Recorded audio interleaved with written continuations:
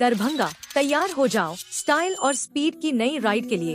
तेजस्वी Suzuki लाए full range mileage वाली scooty से लेकर परफॉर्मेंस बाइक तक, लुक्स जो बनाए स्टार और राइड जो करे दिल से प्यार।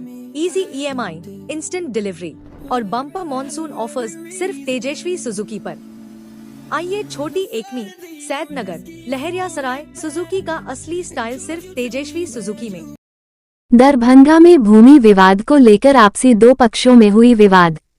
दरभंगा जिला के सिंहवाड़ा थाना क्षेत्र अंतर्गत भरवारा वार्ड नंबर 3 के स्थानीय निवासी मोहम्मद चांद ने थाना में दिया आवेदन। उन्होंने बताया कि मेरा जमीन मौजा खाता पुराना 19-2 खेसरा पुराना 896, 897, 898, 899 जिसका खाता संख्या 220 खेसरा संख्या 1201 है जिसका कुल रकबा 8 दूर है जिस पर मेरा घर बना हुआ है। घर के आगे दरवाजा बना हुआ है जो दिनांक 24 अगस्त को करीब सुबह 9 बजे मोहम्मद शकील, मोहम्मद नाजमी, मोहम्मद मक्की, मोहम्मद शकील जो भरवारा वार्ड नंबर 3 थाना सिंहवाड़ा जिला दरभंगा का स्थायी निवासी है जिन्होंने लाठी टांडा लोहा का रोड के साथ अपने साथ मजदूर को लेकर आया और हमारे परिवार से गली कॉलेज करते हुए मेरे कोठली के दरवाजा तोड़कर सभी ने मिलकर मेरे घर को तोड़फोड़ किया तथा बलपूर्वक मेरे दरवाजा के कुछ जमीन को कब्जा कर लिया, उसे पर घेराबंदी कर दिया जिससे कभी भी अप्रिय घटना घट सकती है। इसी के कारण हम लोग थाना में आवेदन दिए हैं और हम प्रशासन से विनती करते हैं कि मेरी समस्या को जल्द से जल्द सुना जाए।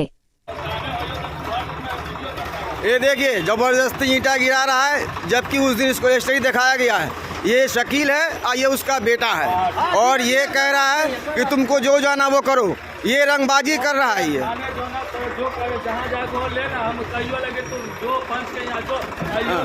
ये सुबह सुबह आया है और जबरदस्ती ईंटा गिरा रहा है, बोलता जो करना कर लो, हाँ जो उखाड़ना उखाड़ लो। ये उसका बेटा है ये, और ये उसका दूसरा बेटा है, ये शकील है। ये रंगबाजी कर रहा है ये दोनों का तीनों का मिल करके। इसको हम बोला गया है कि तुम रजिस्ट्री पेपर देख लिए हो, आगे से हमारा रजिस्ट्री है, फिर भी ये कहता जो करना है कर लो। ये देखिए ये गुंडागर्दी देखिए। हाँ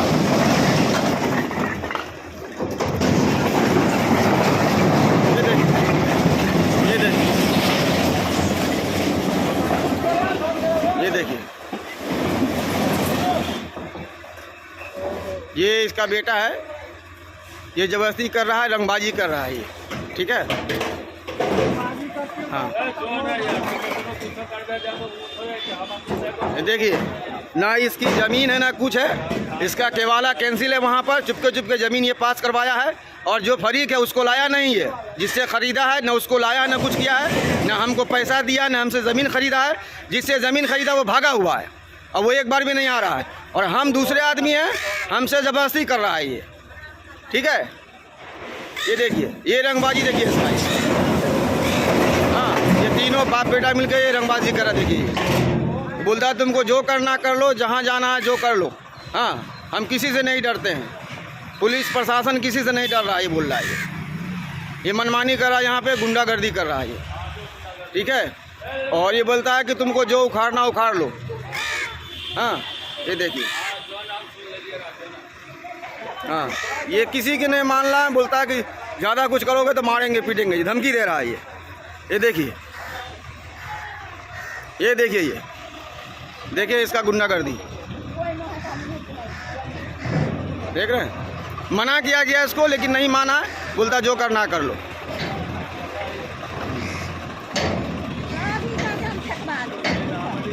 के साथ है और क्या मामला है? भरवारा का मामला है। अच्छा क्या हुआ? शकील आया 50 आदमी से लेकर आया, मकान के हमारा तोड़ दिया है। हाँ। वो अपना मकान में खड़ा कर लिया है। इसका मामला न्यायालय में चल रहा है। हाँ। क्या कोर्ट का आदेश है या इसको तोड़ने का? क्या थाना क्या एक्शन लिया? थाना कोई एक्शन नहीं लिया। 112 के मैंने फ़ोन किया है, 112 के 10 मरते फ़ोन किया, 112 कोई एक्शन नहीं लिया है। 8 बजे रात को थाना के भेजा है। क्या मारपीट भी हुई है? मारपीट का पूरा मौसम बनाया हुआ था, तोड़फाड़ लूटफाड़ किया है। हाँ। क्या नाम है आपका? मेरा नाम है मोहम्मद चांद। पिता का नाम? मोहम्मद इदरीस। मैं रहने वाला हूँ भरवारा वार्ड नंबर 3 खान मोहल्ला और मेरा नाम है मुबारक हुसैन। पिताजी का नाम मोहम्मद अब्बास। रविवार के दिन हमारे यहाँ जो है शकील बिस्कुट वाला और उनके लड़के प्लस कुछ लोगों के साथ एक उसमें नाजिश करके है वो भी, ये लोग सब घर पे आए अचानक। और जो पुराना मकान है मेरे चाचा का, उन्होंने उसको पहले तोड़ा, उसके पिलर को तोड़ा और हल्ला हंगामा किया और बहुत सारी बातें औरतों को बच्चों को बताए, जबकि घर में कोई थे नहीं, सिर्फ 2 बूढ़ी औरत और उनकी 2 पुतों थी घर में और 2-3 पोते पोती 2 साल 4 साल के थे।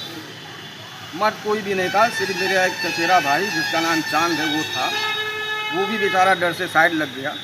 ये लोग सब आए बल के साथ और लाठी के साथ और पता नहीं क्या क्या चीज़ के साथ आए।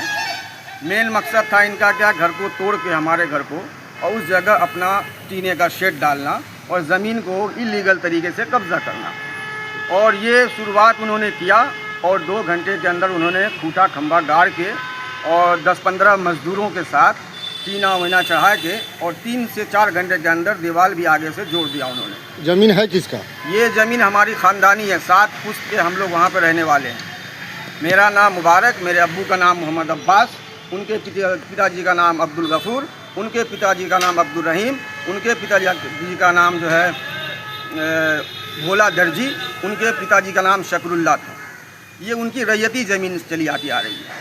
ज़मीन में मसला ये हुआ है कि हमारे पिताजी 3 भाई, मेरे पिताजी मझले, उनसे बड़े का अब्दुल जब्बार नाम था जो कि इंतकाल कर गए, और मेरे वालिद भी इंतकाल कर गए जिनका नाम मोहम्मद अब्बास था। मेरे छोटे चाचा जो मोहम्मद इदरीस वो भी इंतकाल कर गए। और ये ज़मीन अभी तक ये रैयत अब्दुल गफूर के नाम से ही है जो कि हमारे दादा हैं। हुआ ये कि मुर्तुजा जो कि रघेपुरा का रहने वाला है, वो 2003 में मेरे घर पे आए, जिसका कि बचपन से ही वहीं रहना सहना है, सब कुछ है। और उनके माँ का मेरे चाचा से उसके 1 साल या 1.5 साल की उम्र में ही तलाक हो गया था, जिसकी वजह से वो अपने नानियाल में रहता था। अचानक 2022 में आए और आने के बाद शकील बिस्कुट वाला के घर पे गए और उस तरह से माहौल बनाया और जा कर के ज़मीन उनको लिख दिया अपने हिस्से का 1 कट्ठा 2 दूर। कौन साल में? 2022 में। जबकि यही ज़मीन जब मेरे पिताजी को उसने कहा कि मेरा अंश हमको दिया जाए, तो मेरे पिताजी ने अवधेश मुखिया साहब जो जिंदा थे उनके यहाँ जा कर के 2-4 लोगों के साथ मीटिंग करके 2003 में इनको मुआवजा जोड़ के 55,000 रुपया लगा था, जिसमें कि 500 रुपया बयाना दिया और 2 किस्तों में उनके माँ को और उनके बहनों को पैसा दिया, जिसका उन लोगों ने खुद इकरारनामा किया है, जिसमें एक बार 30,000, दूसरी बार 20,000, जो मुर्तुजा खुद कबूल कर चुका है कि ज़मीन का मेरे हिस्से का पैसा मिल गया। अब पैसा मिलने के बाद दोबारा शकील बिस्कुट वाला के उस्काने पर दोबारा उसको घस दिया सिर्फ 50,000 में।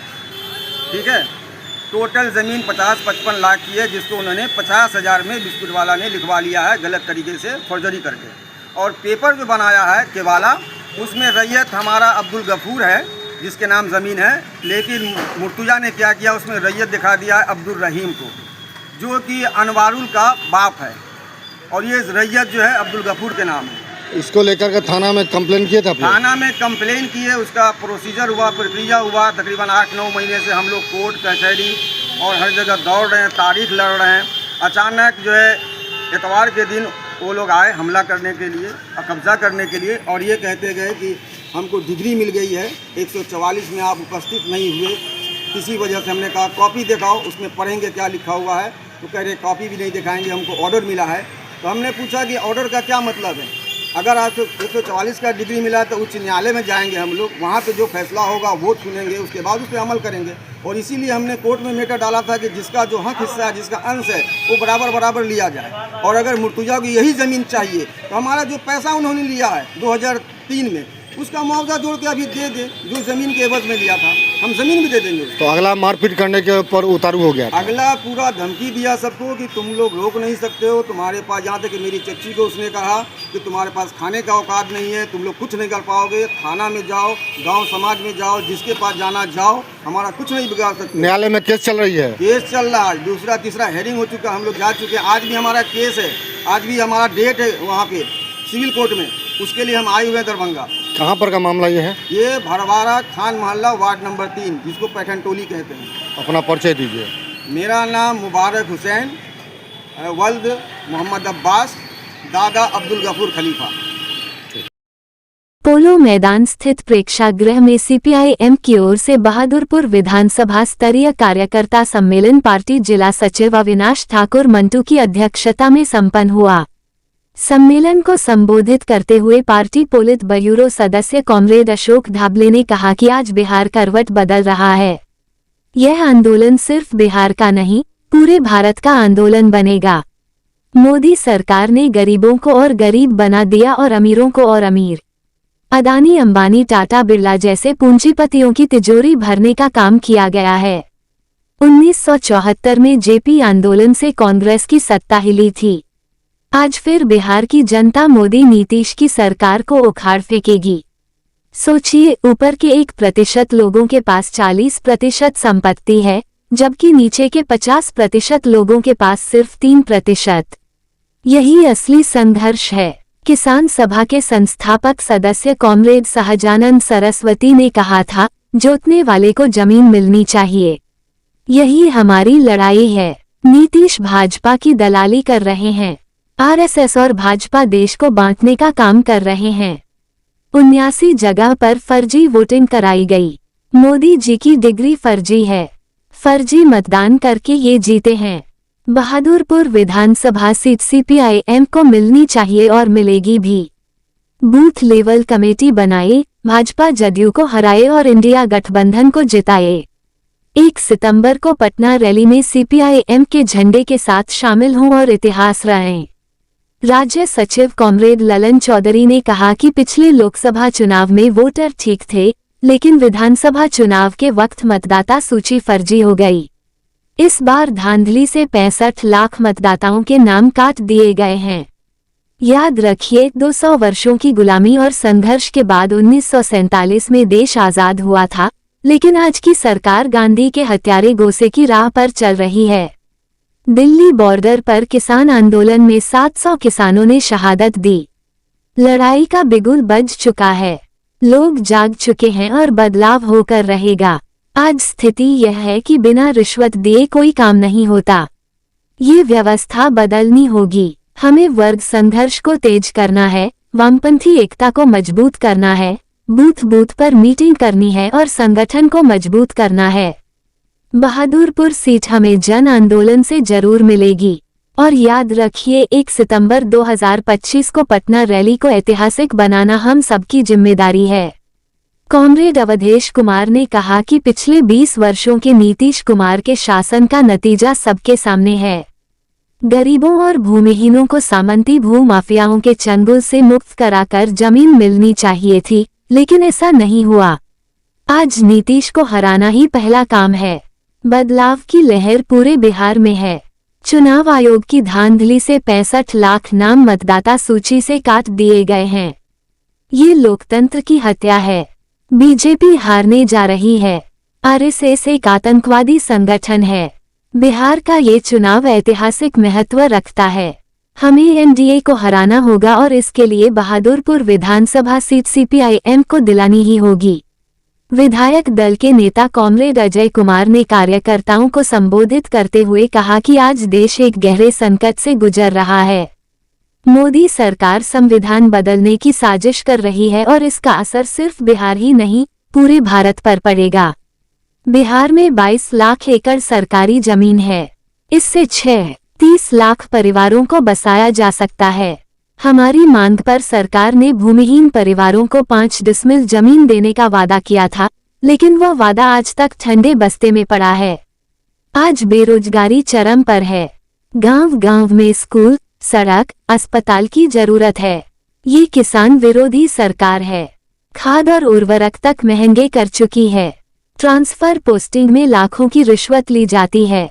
इसलिए हमें संघर्ष करना होगा, संगठन खड़ा करना होगा, बूथ कमेटी बनानी होगी, नए वोटरों के नाम जुड़वाने होंगे, बूथ लेवल एजेंट को प्रशिक्षित करना होगा। आज हमारी पार्टी के सिर्फ 2 विधायक हैं, लेकिन अगर संख्या बढ़ी तो हमारी आवाज बुलंद होगी। बहादुरपुर से यदि सीपीआईएम मैदान में उतरेगी तो हम ये सीट जरूर जीतेंगे और निकम्मे शासकों को सत्ता से बाहर करेंगे। सम्मेलन को राज्य सचिव मंडल सदस्य श्याम भारती, बहादुरपुर लोकल सचिव गणेश महतो, हनुमान नगर लोकल सचिव सुनील शर्मा, रामसागर पासवान, दिलीप भगत, रामप्रीत राम, शीला देवी ने भी संबोधित किया। नहीं बोलता, दो डिप्टी सीएम कुछ नहीं बोलता, मौन हो गया और पूरा इस मतदाता सूची को खत्म करने में 65 लाख लोगों के नाम छांटने में इस देश का प्रधानमंत्री और गृह मंत्री इसमें संलग्न है। सुप्रीम कोर्ट को थोड़ा धन्यवाद दीजिए, तुरंत करना चाहिए था, विलंब हुआ। बताया आपको अजय जी ने, मात्र 3 दिन समय है। हम लोग क्या मांग कर रहे थे? जो मतदाता सूची के पुनरीक्षण का काम आप करो, लेकिन हम कहना चाहते हैं कि आधार कार्ड को उसको डॉक्यूमेंट मानो। क्यों नहीं इसको मानते हो? राशन कार्ड को क्यों नहीं मानते हो? लेबर कार्ड को क्यों नहीं मानते? सुप्रीम कोर्ट ने कहा यह भी जो मतदाता जो वोटर आईडी कार्ड है उसको तुम क्यों नहीं मानते? कोई उत्तर नहीं। इसलिए साथियों, हम कहना चाहते हैं कि एक बड़ी साजिश है देश में जनतंत्र को खत्म करने का। हम आपको बताना चाहते हैं, देश एक बड़े लंबे जद्दोजहद के बाद 200 बरस के बाद ब्रिटिश हुकूमत से देश आजाद हुआ था। उस आजादी की लड़ाई कोई साधारण लड़ाई नहीं थी। लोगों ने कुर्बानी दी थी, जेल के शिकंजों में बंद हुए थे, ब्रिटिश हुकूमत को मजबूर होना पड़ा। जिसके राज्य में सूर्यास्त नहीं होता था, एक तरफ सूर्य उगता था, दूसरा तरफ अस्त होता था। दुनिया में इतना बड़ा ब्रिटिश हुकूमत था। बेनीपट्टी मुख्यालय के लोहिया चौक पर फिर से पानी की समस्या को लेकर आक्रोशित लोगों ने सुबह सड़क जाम कर दिया है। इसी महीने में दूसरी बार यह सड़क जाम हुआ है, जिसके कारण आवागमन पूरी तरह बाधित हो गई है। खासकर जाम में स्कूली बस व बच्चों को लेकर स्कूल के लिए निकले अभिभावक, कोचिंग जाने वाले बच्चे फंसे हुए हैं। सुबह 5 बजे से ही लोहिया चौक पर बांस बल्ला लगाकर मार्ग अवरुद्ध कर दिया गया। महीने भर में ये दूसरी बार हुआ है। वहीं पिछले 2 माह की बात करें तो ये तीसरी बार लोहिया चौक जाम हुआ है। दरअसल नगर पंचायत वार्ड 18 में नल जल सही से काम नहीं करने व टैंकर की पानी की उपलब्धता ससमय व पर्याप्त नहीं होने का आरोप लगाते हुए स्थानीय लोगों ने 6 अगस्त को जमकर हंगामा किया था। जाम कर रहे स्थानीय लोगों के अनुसार उस दिन हुए जाम को छुड़ाने पहुंचे अधिकारियों ने 22 अगस्त तक प्रभावित वार्ड में बचे हुए कार्य कर जलापूर्ति सुनिश्चित की जाएगी। लोगों के आरोपों के अनुसार ऐसा नहीं हुआ, जिसके बाद आज सुबह सुबह लोहिया चौक से गुजरने वाली सड़क को दोनों तरफ से अवरुद्ध कर दिया गया। ऐसे में स्कूल, कोचिंग जाने वाले बच्चे, शिक्षक, स्कूल वाहन लिंक रोड से गुजरते नजर आए। वहां भी घंटों जाम की स्थिति बनी रही।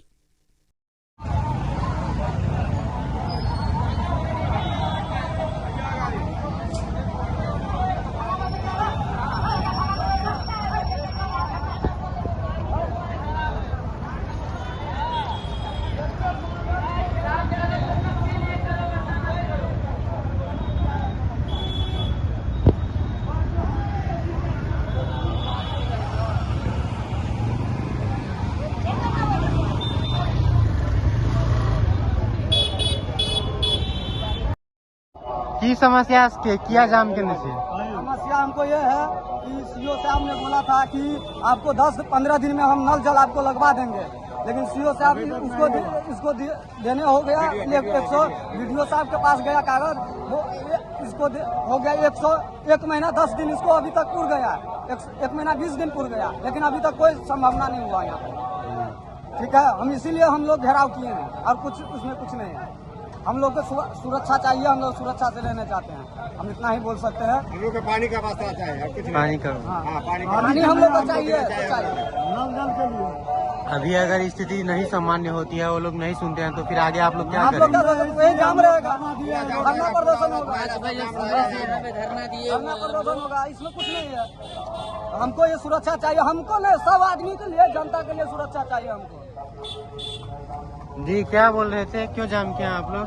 देखिए हम लोग का ये वो दिक्कत है कि नल जल को बोले थे कि नल जल हम लोग लगाएंगे और नल जल नहीं लगाए, इसलिए हम लोग आज धरना दिए हैं और कुछ नहीं। यही बात हम कहते हैं कि नल जल लगवाए, हम लोग के कम से कम पानी घर तक पहुंचना चाहिए। पानी की जो समस्या यहाँ पे कब से है?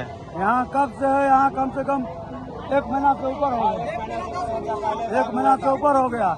इसलिए के दूसरा बार जाम लगा है, इसलिए के दूसरा बार जाम लगा हुआ है। एक फर्स्ट बार नहीं लगा है, दूसरा बार जाम लगा है, लेकिन इसके लिए कोई प्रतिनिधि सुनवाई नहीं ले रहा है। इसलिए हम कहते हैं प्रतिनिधि आदमी को घर पे पानी जा रहा है नल से, लेकिन पब्लिक के पास पानी क्यों नहीं जा रहा है? हम यही बात पूछना चाहते हैं सीओ साहब से, इसके लिए हम जाम किए हैं। वीडियो से? हाँ, वीडियो साहब से एक बात पूछना चाहते हैं कि प्रतिनिधि आदमी को पीछे गाड़ी उसको घर पे पानी जाता है, हमारे लोग के घर पे नल नहीं लगा है, इसलिए हम जाम किए हैं। प्रतिनिधि आदमी को घर पे पानी जाता है, पब्लिक को एक बूंद पानी रोड पे नहीं मिल रहा है, इसलिए हम लोग जाम किए हैं। नल जल का व्यवस्था किया जाए, नल जल की व्यवस्था का टाइम लिया था 22 तारीख को, आज कितना समय हो गया? 6 तारीख को जाम किए थे, 16 का टाइम लिया, फिर नहीं हुआ था, 22 को दिए, बस वही बात हम बोल रहे हैं। दरभंगा शहर के लहेरिया सराय टावा पर भाजपा कार्यकर्ताओं द्वारा कांग्रेस की महिला नेत्री रीता मिश्रा जी का बैनर खोलकर उसे जलाना उनकी महिलाओं के प्रति ओछी और असंवेदनशील सोच को दर्शाता है। ये कृत्य न केवल लोकतांत्रिक मूल्यों के खिलाफ है, बल्कि सामाजिक सौहार्द बिगाड़ने की भी कोशिश है, और यह सब दरभंगा के भाजपा सांसद गोपाल जी ठाकुर की मौजूदगी में हो रहा है। सांसद महोदय वाय श्रेणी का सुरक्षा लेकर गुंडागर्दी करवा रहे हैं। दरभंगा पुलिस द्वारा जब इस कृत्य को रोकने का प्रयास किया गया, तो उन्हीं कार्यकर्ताओं ने पुलिस के साथ हाथापाई की, जो कानून व्यवस्था के लिए सीधी चुनौती है। सत्ता के नशे में चूर भाजपा के लोग ये भूल गए हैं कि जनता सब देख रही है और समय आने पर इसका जवाब जरूर देगी। लोकतंत्र में विरोध का अधिकार सबको है, लेकिन विरोध का तरीका लोकतांत्रिक और शांतिपूर्ण होना चाहिए। भाजपा कार्यकर्ताओं द्वारा इस तरह का कृत्य हताशा और राजनीतिक दिवालियापन को दर्शाता है। जननायक राहुल गांधी जी को बदनाम करने और हाय हाय करने में जितनी मेहनत भाजपा वाले लगा रहे हैं, उतना अगर वे असली दोषियों की गिरफ्तारी सुनिश्चित करने में लगाते तो बेहतर होता।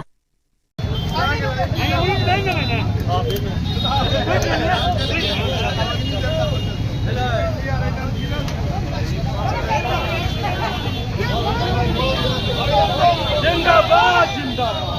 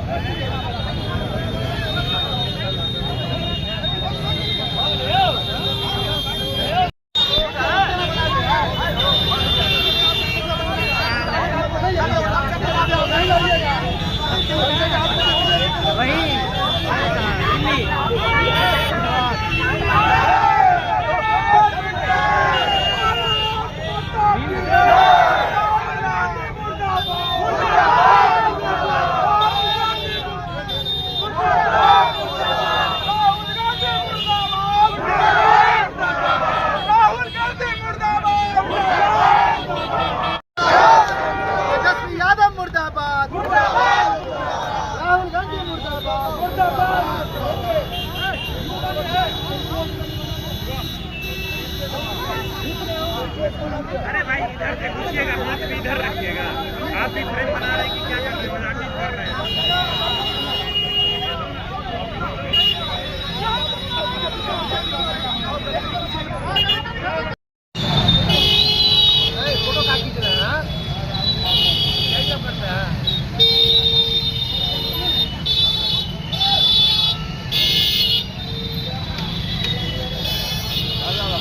चलिए ना हो, ए महाराज, देख चलिए ना भैया। चलिए ना, क्या बोले? चलिए ना महाराज, चलिए ना। क्या बोले? आपको बोले?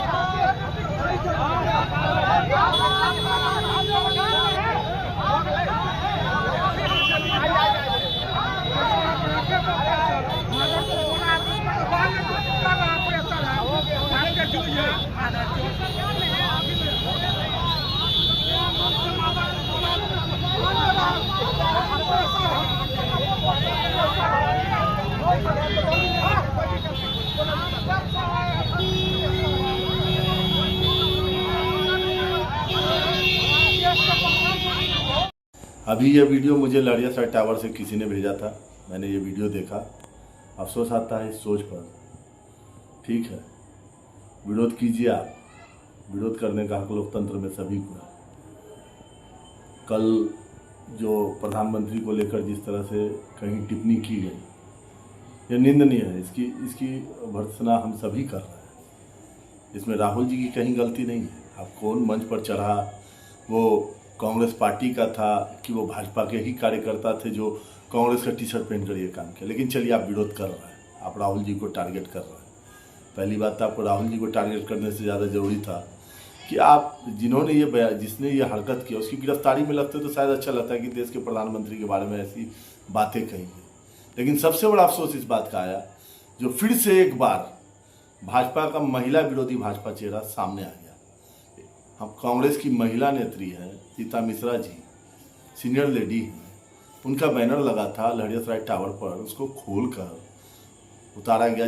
जब वहाँ पर दरभंगा पुलिस के लोग वहाँ मौजूद थे, वो वीडियो बना रहे थे, उनके साथ धक्का मुक्की किया गया, मारपीट किया गया, जिसमें भाजपा की जिलाध्यक्ष, भाजपा की महिला जिलाध्यक्ष, वो लोग उस वीडियो में साफ देखे जा रहे हैं।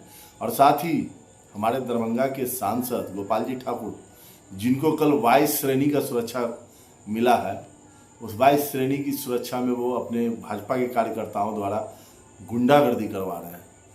तो शर्म आनी चाहिए। अगर आपको विरोध करना था, आप एक बैनर बना लेते, आप एक पुतला बना लेते, पुतला जलाते। वैसे भी इसमें राहुल जी की कहीं गलती नहीं थी जिस पर इतनी राजनीति की जा रही है। अब कोई वहाँ खड़ा हो कि किसी मंच पर, ये राहुल जी ने तो इशारा नहीं किया, और राहुल जी उस सोच के आदमी भी नहीं है। जो आदमी कहता है कि हम नफरत के बजाय मोहब्बत की दुकान खोलने आए, वो कहाँ इस घटिया सोच को बढ़ावा देगा। तो इस तरह से भाजपा की फिर एक बार गंदी सोच, ओछी मानसिकता नजर आई कि वो महिला विरोधी है भाजपा। दूसरी बात ये होना था, क्योंकि हताशा होगी। कल जिस तरह से दरभंगा में ऐतिहासिक रोड शो राहुल जी के लिए निकला था, जो बुलाया नहीं गया था, वो जनता, दरभंगा शहर की जनता, पूरे जिला की जनता राहुल जी के दीदार के लिए मौजूद थी। उस हताशा में यह काम किया गया है। लेकिन मैं भाजपा के शीर्ष नेताओं से यही कहूँगा कि आप लोग जो दोषी हैं उसको खोजने पर कार्रवाई करें, और कम से कम महिला नेत्री का सम्मान करना चाहिए। महिला नेत्री के बैनर को इस तरह उखाड़ के इस तरह की हरकत ओछी है। धन्यवाद। दंड आदर्श को प्राप्त करने का माध्यम कुलाधिपति। मत्स्य न्याय की स्थापना के बजाय धर्म और मर्यादा पर आधारित समाज का हो निर्माण। दरभंगा। भारतीय संस्कृति में दंड, धर्म और मर्यादा के मेरुदंड पर आधारित रहा है। हमारे यहाँ दंड आदर्श प्राप्ति का माध्यम है। आदर्श से तात्पर्य है ऐसे समाज का निर्माण करना जहाँ मत्स्य न्याय का अनुपालन न किया जाता हो। लॉ ऑफ जंगल के विपरीत धर्मो रक्षति रक्षितः की प्रतिष्ठा ही भारतीय संस्कृति की पहचान है। ऐसा समाज जिसमें बलशाली, संपन्न लोग बलहीन और संसाधनहीन मनुष्य को संरक्षित कर उसके संवर्धन हेतु कर्तव्यनिष्ठ हो, ऐसा ही राष्ट्र निर्माण की ओर अग्रसर होना चाहिए। उक्त बातें बिहार राज्य के माननीय राज्यपाल सह कुलाधिपति ने कहीं। माननीय कुलाधिपति श्री आरिफ मोहम्मद खान ललित नारायण मिथिला विश्वविद्यालय के स्नातकोत्तर संस्कृत विभाग में स्थापित उदयनाचार्य पीठ और VSJ कॉलेज राजनगर के संयुक्त तत्वावधान में आयोजित राष्ट्रीय संगोष्ठी को संबोधित कर रहे थे। गुरुवार को विश्वविद्यालय परिसर स्थित जुबली हॉल में आयोजित राष्ट्रीय संगोष्ठी में प्राचीन एवं आधुनिक दंड व्यवस्था, एक विमर्श पर कुलाधिपति ने अपने विचार रखे। उन्होंने भारतीय दंड व्यवस्था के दर्शन व उद्देश्य पर बात करते हुए कहा कि भारतीय दर्शन में श्रुति और स्मृति की रोशनी में कालक्रमानुसार मान्यताओं की स्थापना हुई है। भारतीय परिप्रेक्ष्य में अकेले दंड अथवा कानून नहीं है। प्रत्येक दंड व्यवस्था अपने समकालीन परिदृश्य में निर्मित होते हैं। अतः हमें समालोचक की दृष्टि से अर्वाचीन व्यवस्था को तदुगीन युग और समय के परिप्रेक्ष्य में ही देखना पड़ेगा। दंड तो काल, देश, युग के अनुसार परिवर्तनशील है। आचार, परमो धर्म के मार्ग का अनुगमन करते हुए हमें अपनी इच्छाओं में संयमित और दृढ़ इच्छा शक्ति की आवश्यकता है। संयम दंड के द्वार बंद कर देता है। कुलाधिपति ने महाभारत के शांति पर्व में भीष्म अर्जुन संवाद के हवाले से आदर्श राज्य की प्रतिस्थापना पर बल दिया। राष्ट्रीय संगोष्ठी के उद्घाटन सत्र में सनातन परंपरा के अनुसार दीप प्रज्वलन और कुलगीत गायन के साथ कार्यक्रम का शुभारंभ हुआ। विश्वविद्यालय कुलपति प्रो संजय कुमार चौधरी ने सभी आगत अतिथियों का सहृदय अभिवादन करते हुए मिथिला की पावन भूमि पर राज्यपाल सह कुलाधिपति के आगमन पर उन्हें स्नेहपूर्ण प्रणाम किया। कुलपति ने कुलाधिपति के आगमन को ललित नारायण मिथिला विश्वविद्यालय के लिए सौभाग्य का क्षण मानते हुए कहा कि नई शिक्षा नीति और भारतीय ज्ञान परंपरा के आलोक में विश्वविद्यालय नित्य नए प्रतिमानों को गढ़ रहा है।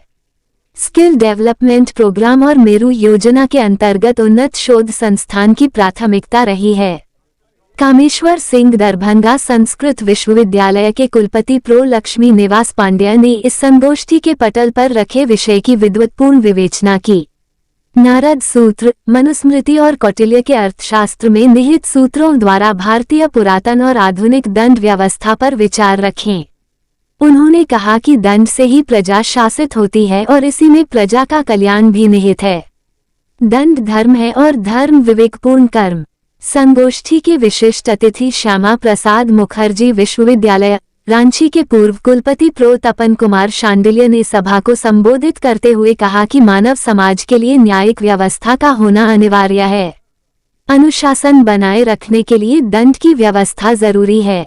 वर्तमान में भारतीय दंड संहिता में प्रतिशोध के बजाय न्याय, समानता की पुष्टि की गई है।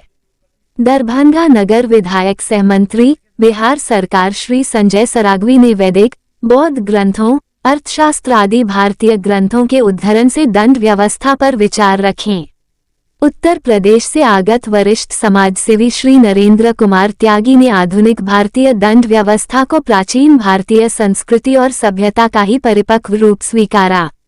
आयोजित एक दिवसीय राष्ट्रीय संगोष्ठी में सांसद श्री गोपाल जी ठाकुर ने गर्मजोशी से भारत माता के आह्वान के साथ दरभंगा स्थित दोनों ही विश्वविद्यालयों को केंद्रीय विश्वविद्यालय बनाए जाने का पक्ष कुलाधिपति के समक्ष रखा। श्री ठाकुर ने वेल स्ट्रक्चर्ड मखाना अनुसंधान केंद्र के निर्माण के साथ ही विश्वविद्यालय में अक्टूबर माह में आयोजित होने वाले दीक्षांत समारोह में देश की महामहिम राष्ट्रपति के आगमन के लिए भी कुलाधिपति से करबद्ध निवेदन किया। उन्होंने भारतीय संविधान के लोक भाषा मैथिली और संस्कृत संस्करण कार्य में भी दोनों ही विश्वविद्यालयों के बुद्धिजीवियों की भूमिका की सराहना करते हुए भारतीय संविधान के अभिनंदन का सुअवसर प्रदान करने की भी जिज्ञासा माननीय राज्यपाल के समक्ष रखी। इस शुभ अवसर पर स्मारिका का भी आयोजन किया गया। प्रथम उद्घाटन सत्र का संचालन VJS कॉलेज के प्रधानाचार्य और संस्कृत के प्रोफेसर जीवानंद झा ने किया। राष्ट्रगान के बाद सत्र की औपचारिक समाप्ति की घोषणा की गई। उद्घाटन सत्र के बाद 3 अलग तकनीकी सत्रों में MKS कॉलेज चंदौना दरभंगा के प्रधानाचार्य प्रो सिद्धार्थ शंकर सिंह, BRA बिहार विश्वविद्यालय मुजफ्फरपुर के स्नातकोत्तर संस्कृत विभाग की प्राध्यापिका प्रो निभा शर्मा तथा श्री लाल बहादुर शास्त्री केंद्रीय संस्कृत विद्यापीठ नई दिल्ली की व्याकरण विभाग की प्राध्यापिका प्रो सुजाता त्रिपाठी संसाधन पुरुष के रूप में उपस्थित रहें। इन 3 सत्रों में 50 से अधिक प्रतिभागियों शोधार्थियों ने शोधपत्र प्रस्तुत किया। कार्यक्रम में संगोष्ठी के समन्वयक डॉक्टर RN चौरसिया, आयोजन सचिव डॉक्टर मोना शर्मा, संयुक्त सचिव डॉक्टर ममता स्नेही तथा डॉक्टर विनय कुमार झा, डॉक्टर गजेंद्र प्रसाद आदि की सक्रिय भागीदारी रही। समापन समारोह कामेश्वर सिंह दरभंगा संस्कृत विश्वविद्यालय के पूर्व कुलपति प्रोफेसर देवनारायण झा की अध्यक्षता में हुई। समापन सत्र का संचालन डॉक्टर कृष्णकांत झा ने किया। वहीं संस्कृत विभागाध्यक्ष डॉक्टर घनश्याम महतो ने सभी के प्रति स्नेहिल धन्यवाद ज्ञापित किया। 2 बार मैं बोल चुका हूँ, इसलिए मैं जानबूझ के नहीं बोला यहाँ। मैं एक पटना में रविशंकर जी थे तो मैंने पूछा कि भाई न्यायालय जो हमारे हैं वहाँ पर कानून की व्याख्या की जाती है, कानून के अनुसार कार्रवाई हो, ये सुनिश्चित करने के लिए न्यायालय, क्या किसी न्यायालय में अमर्यादित भाषा का प्रयोग हो सकता है? अगर कोई आदमी वहाँ अमर्यादित भाषा का प्रयोग करे तो उसके लिए क्या प्रावधान? वो ऐसे ही नहीं जाएगा लौट। तो संसद या विधानसभा ये तो कानून बनाने की जगह है। जिस कानून की व्याख्या अदालतों में होती है उस कानून को बनाया जाता है लोकसभा में और विधानसभा में, या मैं कहता हूँ और नीचे भी आ जाइए।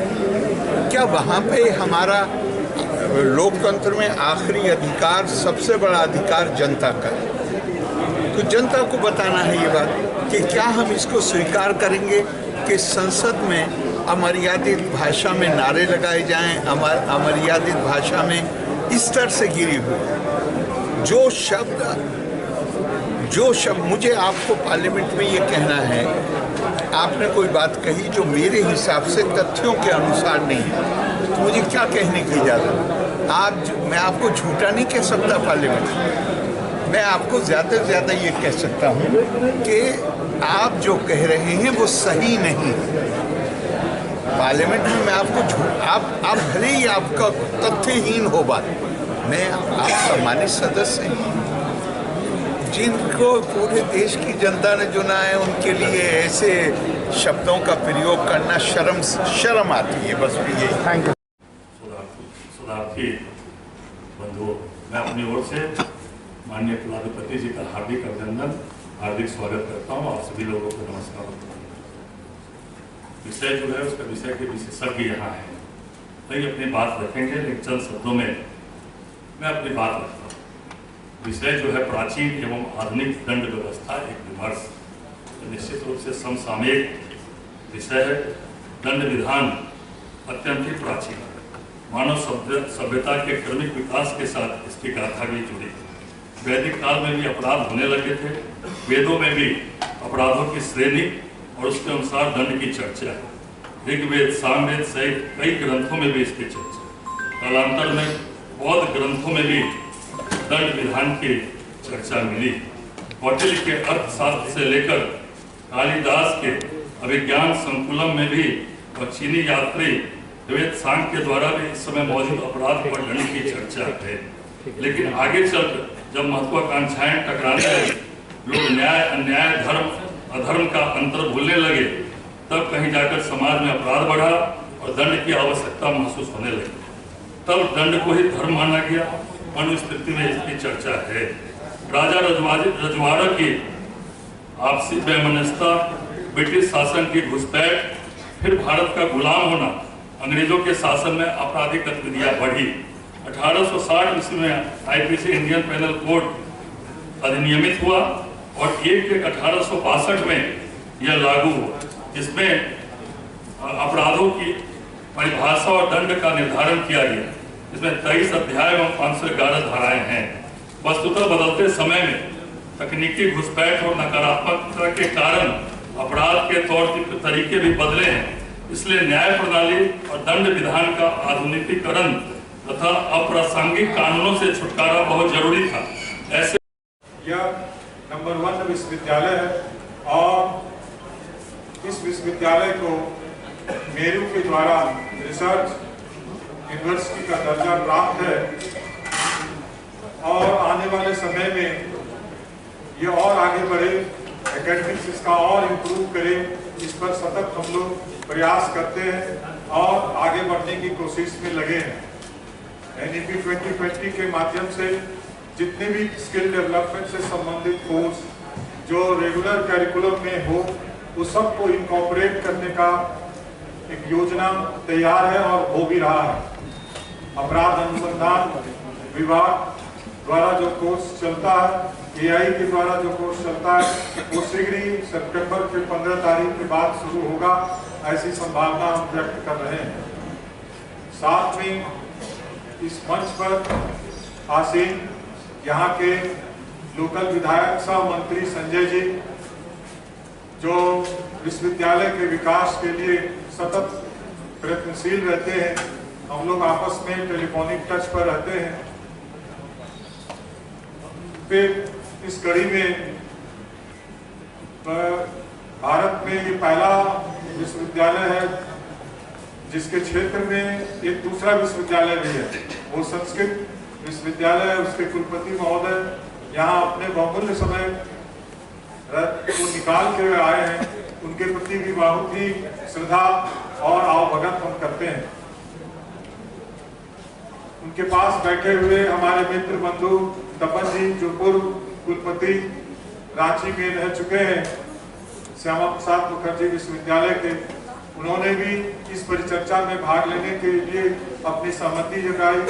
इसके लिए मैं उनका आभार प्रकट करता हूं।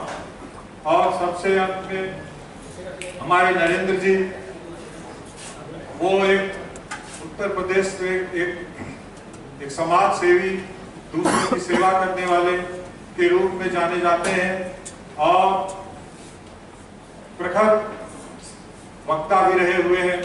सोच इनकी बहुत अच्छी है।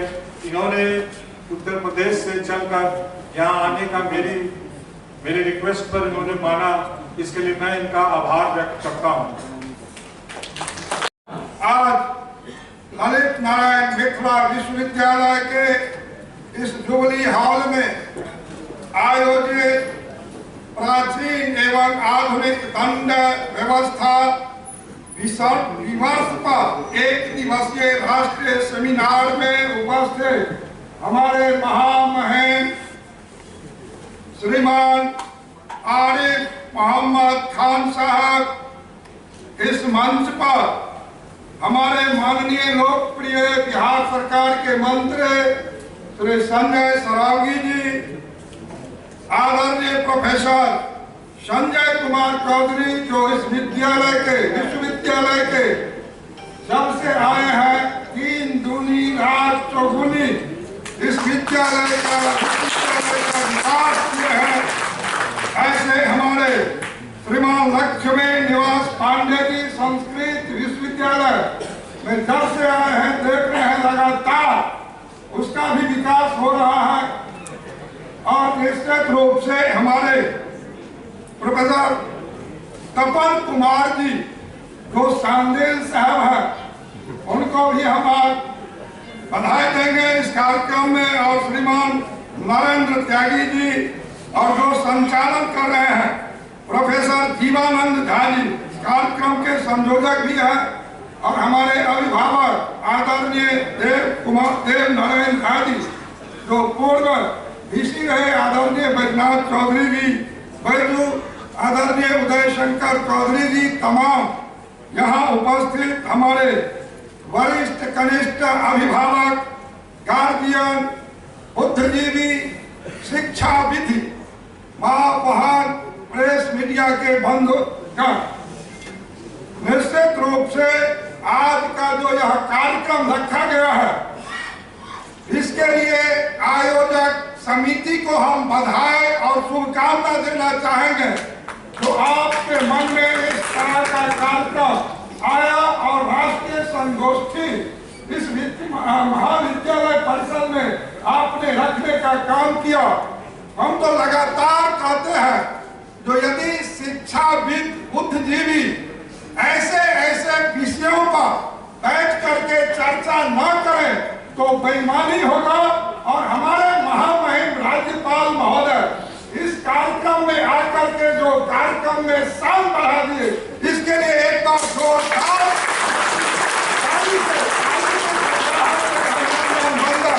स्वागत भी हम करना चाहेंगे। बंधुगण, जहां तक मुझे ज्ञात है आज प्राचीन दंड व्यवस्था अत्यधिक कठोर, प्राचीनतम थी जिसमें शारीरिक दंड सामाजिक व्यवस्था और धर्म की शिक्षा के उद्देश्य से प्रेरित थी, जबकि आधुनिक दंड व्यवस्था का मुख्य उद्देश्य सुधार और उपयोगितावादी सिद्धांत पर आधारित है। इसमें शारीरिक दंड को समाप्त कर दिया गया है और अधिक सुधारात्मक दृष्टिकोण से अपनाया गया है। आज देश के यशस्वी प्रधानमंत्री परम आदरणीय नरेंद्र भाई मोदी जब से कमान थामे हैं देश का, तब से लगातार संशोधन करके अपने बिल में कानून बनाने का काम किए हैं। और ऐसा ऐसा कानून बना है जो अंग्रेज के जमाने से लोग तबाह रहा करता था। आज 3 तलाक कानून जो देश के यशस्वी प्रधानमंत्री ला करके बनाने का काम किया है, आज मुस्लिम समाज के करोड़ों माँ बाप को आज श्रेय मिला है। निश्चित रूप से चाहे 370 धारा की बात करें, चाहे अयोध्या में राम जन्मभूमि पर भव्य दिव्य स्वरूप मंदिर का निर्माण की बात हो, या 130वां संशोधन जो अभी ला करके नरेंद्र मोदी ने बिल पास सदन के अंदर में करवाने का काम किया है। और विरोधियों को वहां पर छटपटाहट हमको देखने को जो मिलता था, जिस दायरे में प्रधानमंत्री, मुख्यमंत्री, मंत्रीगण को लाया गया है, अनेक ऐसे योजना नरेंद्र मोदी जी के आने के बाद देश के अंदर में बन रहा है। और जो हमारे विद्वान आए हैं हर विषय पर बिंदु भर बात करेंगे ही करेंगे, इसलिए हमको समय भी बहुत कम दिया गया है। तो निश्चित रूप से घोषणा लोकसभा के अंदर में हुआ है, ऐतिहासिक निर्णय हुआ है। कुल मिलाकर के देश के यशस्वी प्रधानमंत्री नरेंद्र मोदी जी और आदरणीय अमित शाह जी जो हमारे देश के यशस्वी गृह मंत्री हैं, लगातार कानून में संशोधन करके और देश में एक अच्छा कानून बनाने का काम कर रहे हैं। हम तो महामहिम राज्यपाल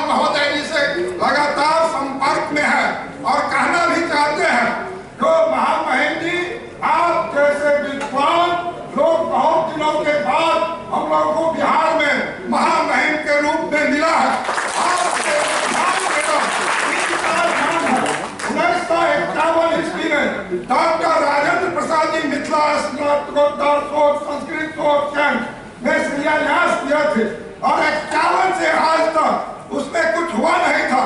जब हम लोग सरकार में आए हैं तो निश्चित रूप से इस बार बिहार के माननीय मुख्यमंत्री नीतीश कुमार जी 48 करोड़ की राशि उसमें दिए हैं। 136 करोड़ का उसका डीपीआर बना है, उस पर आपका कृपा हो जाए ताकि बिहार सरकार से केंद्र सरकार को आप हैंड ओवर यदि करा देते हैं तो बहुत बड़ी उपकार होगा। 106 देश का पांडुलिपि उसमें रखा हुआ है, पांडुलिपि का भी चोरी हुआ है और उसमें लाइब्रेरी में भी दिन पकड़ के खा रहा है। विदेश से लोग आते थे रिसर्च करने के लिए। एक तो इस पर आपका हम ध्यान आकृष्ट कराना चाहेंगे। दूसरा विषय जो लगातार आपके समक्ष रखने का काम किया है, पटना हाईकोर्ट का बेंच एक उत्तर बिहार 8.5 करोड़ आबादी को देखते हुए दरभंगा में हाईकोर्ट का एक बेंच का आप स्थापना करवाने का काम करेंगे। और मेरा दोनों विश्वविद्यालय है, पूरे देश में जितने पुराने संस्कृत विश्वविद्यालय थी सबको केंद्रीय विश्वविद्यालय का दर्जा मिल गया। और यहाँ मुझे कहा गया था जो इसको भी मिल जाएगा, आप चुप्पी साध लें। हम चुप्पी साध लिए थे लेकिन नहीं मिला। जब तक बच्चा रोएगा नहीं तो माँ उसका दूध कहाँ से दे सकती है। हम उसी समय नहीं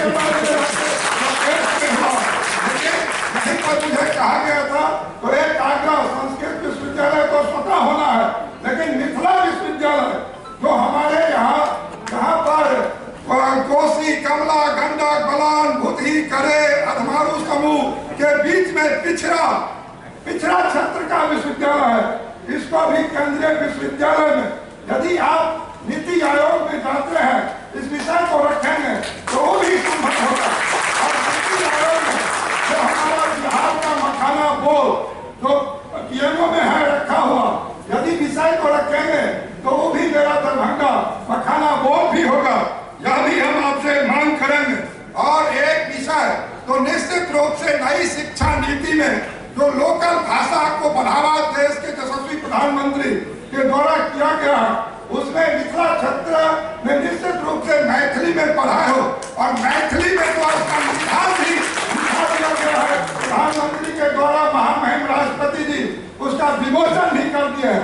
और एक अंतिम विषय आपसे आग्रह रहेगा, जो यहाँ पर महामहिम राष्ट्रपति जी को दरभंगा बुलाया जाए और जो हमारे वीसी साहब दीक्षांत समारोह रखे हैं उसमें महामहिम भारत के राष्ट्रपति जी आए और जो मैथिली संस्कृत संविधान लिखा है, मेरे यहाँ दोनों विश्वविद्यालय भी है मिथिला और संस्कृत, तो उसका भी हम लोगों को अभिनंदन वंदन करने का अवसर मिलेगा। बहुत बहुत धन्यवाद। भारत। बिहार बदलाव यात्रा गया के वजीरगंज में प्रशांत किशोर की जनसभा के बाद भीड़ का उत्साह।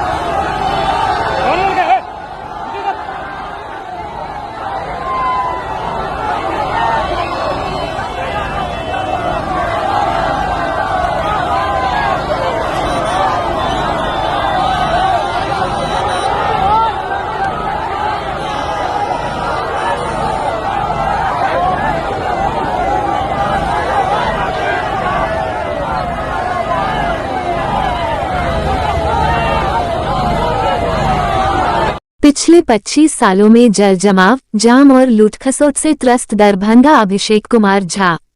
हम बदलेंगे दरभंगा यात्रा में जनता की गूंजी पुकार, 25 वर्षों की अनसुनी समस्याएं उजागर। दरभंगा शहरी विधानसभा में मिथिलावादी पार्टी के युवा नेता अभिषेक कुमार झा ने हम बदलेंगे दरभंगा यात्रा की शुरुआत की। इस दौरान वे विभिन्न वार्डों में जाकर आम नागरिकों से संवाद कर उनकी मूलभूत समस्याओं को जान रहे हैं। यात्रा के दौरान अभिषेक झा ने कहा, लोकतंत्र में सबसे ऊपर जनता होती है, लेकिन पिछले 2 दशक में दरभंगा की जनता की समस्याओं को न तो किसी ने सुना और न समाधान किया। नेताओं ने सिर्फ हवाई बातें की, जनसंवाद से हमेशा दूरी बनाए रखी। स्वास्थ्य व्यवस्था पर तीखा हमला करते हुए अभिषेक ने कहा कि दरभंगा की स्वास्थ्य व्यवस्था पूरे भारत में सबसे बदहाल है। यहाँ के सरकारी अस्पतालों में डॉक्टर मौजूद नहीं रहते। मरीज मजबूरी में निजी अस्पताल जाते हैं। साधारण जांच और चेकअप के लिए भी 5 से 10 हजार रुपये तक वसूले जाते हैं। ये लूट बिना संरक्षण के संभव नहीं है। जिम्मेदार लोग सब जानते हैं, लेकिन आंख मूंद कर बैठे हैं। मिथिलावादी पार्टी के प्रदेश अध्यक्ष गोपाल चौधरी ने कहा कि दरभंगा में कभी रोजगार की बात नहीं की जाती। अगर पिछले कुछ वर्षों में कोई एक केंद्र खोलकर 25 युवाओं को भी नौकरी मिलती तो दरभंगा के लिए उपलब्धि होती, लेकिन आज हालात ये हैं कि युवाओं के पास कोई अवसर नहीं है। जल जमाव और जाम पहचान बन चुका है दरभंगा का। यात्रा के दौरान स्थानीय नागरिक श्याम पासवान कहते हैं कि हर वार्ड और मोहल्ला जल जमाव से त्रस्त है। सड़कों पर जाम आम बात है। सफाई और बुनियादी सुविधाएं पूरी तरह चरमरा गई हैं। यात्रा प्रभारी रणवीर ने स्पष्ट कहा कि ये यात्रा केवल राजनीति नहीं, बल्कि जनता की आवाज बनने का संकल्प है। हम दरभंगा को जल जमाव और जाम से मुक्त करेंगे, स्वास्थ्य व शिक्षा की गुणवत्ता लौटाएंगे, रोजगार पैदा करेंगे और दरभंगा को मिथिला का गौरवशाली नगर बनाएंगे। यात्रा में हायाघाट प्रखंड दीपक कुमार झा, रोहित तिवारी, राज पासवान, राजेश मंडल, हिरोल पासवान, पंकज जी, प्रमोद कुमार, गोपाल कुमार दास। दरभंगा का प्रतिष्ठित स्कूल डॉन बॉस्को स्कूल, जो कि एफिलिएटेड है CBSE से, जहां 10+2 तक के बच्चों को उच्चतम शिक्षा प्राप्त करते हैं। आपको बता दें, बीवी पाकर दरभंगा में कई वर्षों से प्रतिष्ठित स्कूल डॉन बॉस्को स्कूल में नए सत्र में आरंभ है। अपने बच्चों के भविष्य को करें उज्जवल, स्मार्ट बनाएं और बेहतर बनाएं। दरभंगा का प्रतिष्ठित स्कूल डॉन बॉस्को स्कूल, जो कि आपके बच्चों के फ्यूचर को बनाता है।